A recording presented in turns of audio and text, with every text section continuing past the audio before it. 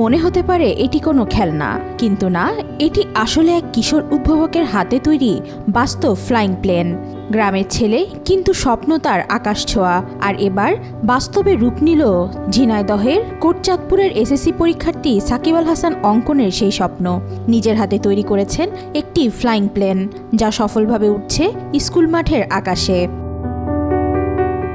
কোটচাঁদপুর সরকারি পাইলট মাধ্যমিক বিদ্যালয়ের ছাত্র অঙ্কন এর আগে সফলভাবে ড্রোন বানিয়ে তাক লাগিয়েছিলেন সবাইকে।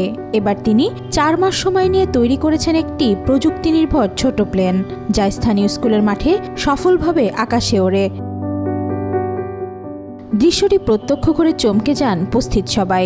প্রতিদিন পরীক্ষার প্রস্তুতির ফাঁকে 4 থেকে 6 ঘন্টা সময় নিয়ে তিনি কাজ চালিয়ে যান। ব্যবহার করেছেন পুরনো ড্রোনের motor, servo motor, propeller, controller, hardboard সহ নানান উপকরণ।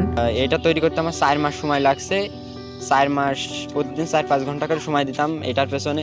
আগামীতে এটা আমি যদি কোনো ট্রেনিং পাই, কোনো প্রতিষ্ঠান থেকে যদি আমাকে কেউ ট্রেনিং দেয়, তাহলে আমি আরেকটু ভালো কিছু তৈরি করতে পারবো। এবং পরবর্তী পরিকল্পনা আছে আমার। এটা তো অনেক ছোট, এটা যদি সফল হয় তারপরে আমি আরও বড় করে একটা প্লেন বানানোর পরিকল্পনা রয়েছে। অঙ্কনের ইলেকট্রনিক যন্ত্রের প্রতি আগ্রহের কথা জানান তার বাবা মা।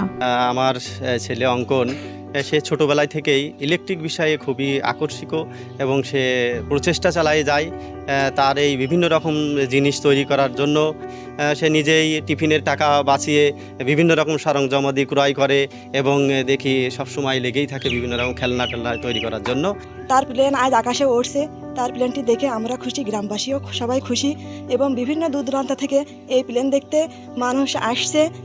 ভবিষ্যতে যদি আমার অঙ্কন সরকারিভাবে কোনো সহযোগিতা পায়, তাহলে সামনে এগিয়ে যেতে পারবে এবং দেশকে ভালো কিছু উপহার দিতে পারবে। অঙ্কনের এই সাফল্যে মুগ্ধ এলাকাবাসীও। তারা বলছেন, এই প্রতিভাবান তরুণের জন্য এগিয়ে আসুক রাষ্ট্র।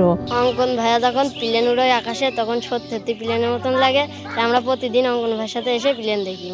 আমাদের গ্রামের ছেলে অঙ্কন, সে আজ একটি বিমান বানিয়ে সক্ষম হয়েছে এবং এটি সফলভাবে উড়াতেও পারছে। এটা আমাদের জন্য অনেক আনন্দের। আর সে যেন ভবিষ্যতে দেশের মঙ্গলের জন্য আরও ভালো কিছু করতে পারবে, এটাই আমাদের কামনা। পল্লীর নিভৃত কোণ থেকে জন্ম নেওয়া এই সাফল্য দেখিয়ে দিল প্রযুক্তির বিপ্লব শুরু হতে পারে গ্রামের স্কুলঘর থেকেও। শুধু দরকার একটু সুযোগ, একটু সহানুভূতির হাত। নিউজ ডেস্ক, আজকাল।